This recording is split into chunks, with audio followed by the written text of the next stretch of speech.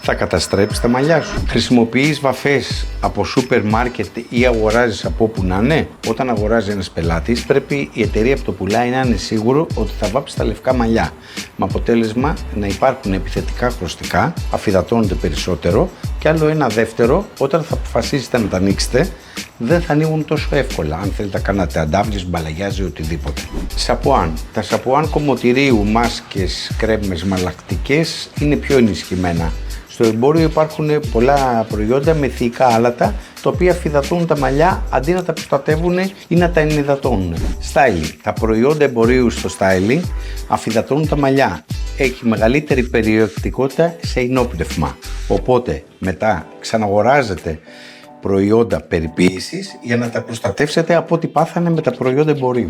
Εσείς έχετε δει διαφορά από τα προϊόντα κομμωτηρίου με τα προϊόντα εμπορίου? Γράψτε μου στα σχόλια.